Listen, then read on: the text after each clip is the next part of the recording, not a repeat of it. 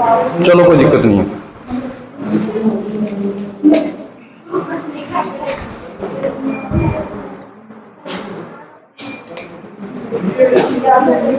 ध्यान दो भाई एक बार ना, ध्यान दीजिएगा। क्लोज, रिलेटिव क्लोज, इसमें ये जो शब्द है हु, हुज, होम, विच, ये हमने अभी आपको जस्ट बताया है कि प्रोनाउन से रिलेटेड ही है। जैसे हु का प्रयोग सब्जेक्टिव केस के लिए, हुज का पॉजिटिव केस के लिए और होम का ऑब्जेक्टिव केस के लिए। जैसे कि फॉर एग्जांपल कि ये ही हमारा क्या है सब्जेक्टिव रूप, ही हिज क्या है पॉजिटिव रूप और हिम क्या है ऑब्जेक्टिव रूप। ऐसे ही हु हमारा क्या है सब्जेक्टिव रूप, हुज क्या है पॉजिटिव रूप और हुम क्या है ऑब्जेक्टिव रूप। बात समझ में आ रही ना? कहने का मतलब तीनों का प्रयोग व्यक्तियों के लिए ही होता है, क्योंकि प्रोनाउन शब्द है नहीं, प्रोनाउन के रूप में यूज हो रहा है, तो तीनों का प्रयोग किसके रूप में है? व्यक्तियों के रूप में ही है। अंडरस्टैंड?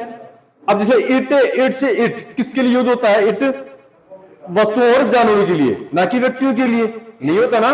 तो ऐसे ही यहां पर अगर हम बात करें विच और दैट की, किसकी बात करें? विच और दैट की, तो इनका प्रयोग भी किसके लिए होता है? वस्तुओं और जानवरों के लिए। केवल दैट है जिसमें व्यक्ति भी इंक्लूड हो जाता है।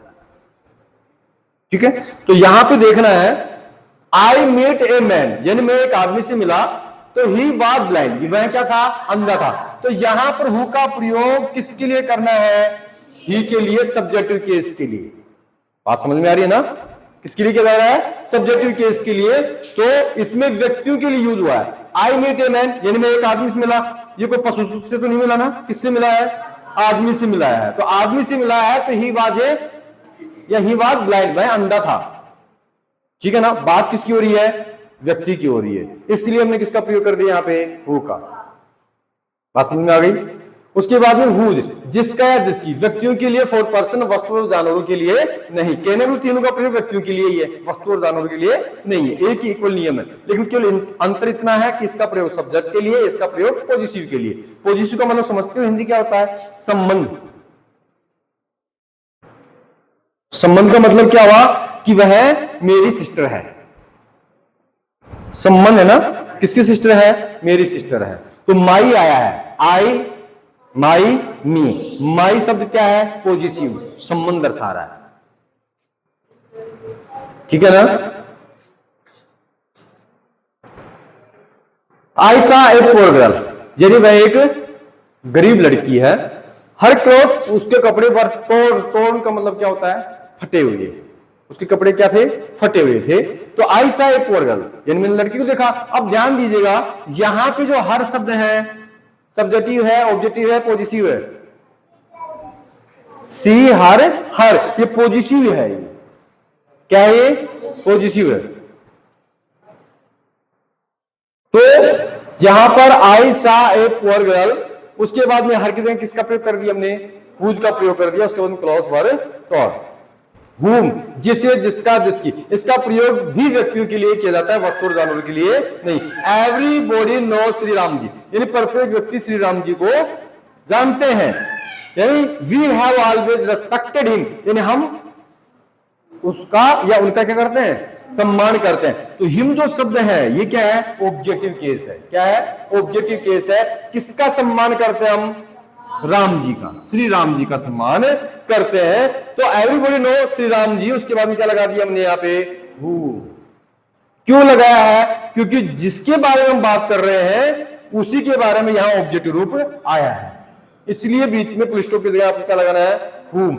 उसके बाद में we have always respected him, प्रत्येक व्यक्ति श्री राम जी को जानते हैं, जिसकी हम या जिसका सम्मान करते हैं या जिसकी हम रेस्पेक्ट करते हैं। ठीक है? विच का मतलब क्या होता है? जो, जिसे या जिसने। इसका प्रयोग केवल वस्तुओं और जानवरों के लिए किया जाता है, व्यक्तियों के लिए नहीं किया जाता है। ठीक है ना? व्यक्तियों का मामला क्या हो गया है? खत्म हो गया है। अब यहां पे ही हैज बिटन्स द डॉग, यानी उसने क्या किया है? वह कुत्ते को मार चुका, वह कुत्ते को मार चुका है। कौन से कुत्ते को मारा है? विच, यानी जो, बार्किंग इन द नाइट, रात्रि में भौंक रहा है। जो रात्रि को भूख रहा था ना, उस कुत्ते को क्या कर दिया उसने, मार चुके हैं। तो विच का मतलब क्या हो गया, जो। बात यहां पे किसकी हो रही है, जानवर की, कुत्ते की बात हो रही है, ना कि कोई इंसान की, ठीक है ना। इसलिए हमने किसका प्रयोग किया है, विच का प्रयोग किया है। नेक्स्ट हम बात करते हैं दैट। दैट का मतलब जो या जो की। इसका प्रयोग व्यक्ति, वस्तु और जानवर के लिए किया जाता है, अर्थात तीनों के लिए यूज होता है, ठीक है ना। अक्सर मैं कभी कभी बोलता हूं कि अगर एग्जाम में इस प्रकार का कोई आपका सेंटेंस आ जाए, उसमें ये नहीं बोले कि मैं किसका प्रयोग करना है, हालांकि बोला जाएगा कि लास्ट में हु का प्रयोग करना, हुज का, होम का, विच का, दैट का, ऐसा बोलेगा। अगर फिर भी आपको ना बोले, कहे कि इसमें आपको फिलिंग द ब्लैंक्स में क्लोज रिलेटिव प्रोनाउन या रिलेटिव क्लोज भरना है, तो आपको बिना सोचे समझे अगर नहीं आ रहा ना, तो राम मनोज में किसका प्रयोग कर देना, हमें दैट का। क्यों, क्योंकि इसमें तीनों के बारे में बताया है कि व्यक्तियों के लिए प्रयोग होता है, वस्तुओं के लिए भी और जानवरों के लिए भी। ये सारे नियम आ गए ना इसमें। तो ये आप दैट का प्रयोग करोगे, कहीं गलती होने के चांसेस बैठेंगे क्या, इसलिए दैट सबसे ज्यादा इंपॉर्टेंट है। अगर कुछ नहीं समझ में आ रहा तो की बात है। उसके बाद में ही इज ए थीफ, वह क्या है, चोर। एवरीबॉडी नो इट, यानी सभी लोग उसको जानते हैं। तो यहां पे इट का प्रयोग वैसे किसके लिए हुआ है, यहां पे चोर के लिए हुआ है। किसके लिए हुआ है, चोर के लिए। तो यहां पर आपको बिना सोचे समझे किसका प्रयोग कर देना है, दैट का। अब यहां पे आप इट लिख करके भी दैट का प्रयोग कर सकते हो, या इट को गायब भी कर सकते हो। इट के स्थान पे क्या हो जाएगा, दैट, ठीक है क्या। यानी एवरीबॉडी नो, प्रत्येक व्यक्ति जानते हैं, यानी जो कि वह एक चोर है, ठीक है। और इसके बाद में हम बुक स्टार्ट कर देंगे। ग्रामर का जो पार्ट हमने आपसे पहले पढ़ा दिया है, वो पार्ट हमारा रिवीजन के तौर पे चलता रहेगा।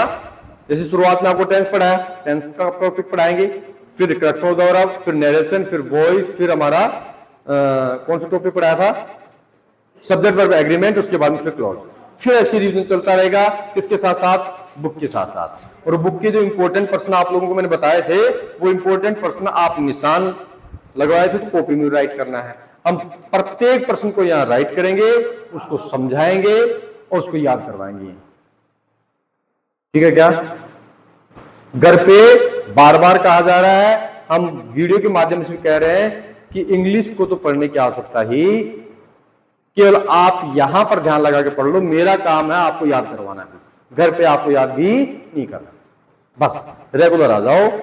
और जो यहां पढ़ाया जा रहा है, कॉन्सेंट्रेट आप रख करके, ध्यान को केंद्रित रख करके मुझे पढ़ना है, बस 2 घंटे के बाद भूल जाओ इंग्लिश को पढ़ना है। ये दावा ले रहा हूं, गारंटी कर रहा हूं इस चीज की। लेकिन आना कैसे है, रेगुलर, है ना। और अभिभावक भी अगर आपको घर पे कहें कि थोड़ा इंग्लिश ज्यादा पढ़बो कर, तो मेरी बात करवा दीजिए कि सर जी मना कर दिया, बिल्कुल खत्ती कराना, या काम कर ले छोरी गाड़ी से है, भारी गाड़ी कई काम पड़ा जी, बर्तन बांधा, फटूंगी मैं तो। और जब फट रही होगी है जरा, फिर काम अगर कह दे तो मैं फट रही, मतलब कई बहाने हो जाते हैं। तो इंग्लिश के लिए आप स्पष्ट मना कर सकते हो कि हम इंग्लिश नहीं पढ़ेंगे। लेकिन यहां आप रेगुलर आओ और जो पढ़ाया जा रहा है उसके ऊपर ध्यान केंद्रित करो। काम याद करवाने का मेरा है, पढ़ाने का मेरा है, और होमवर्क वगैरह घर के लिए कुछ भी नहीं है ना। और यहां तक कि स्कूल में भी हम आपकी हेल्प करें।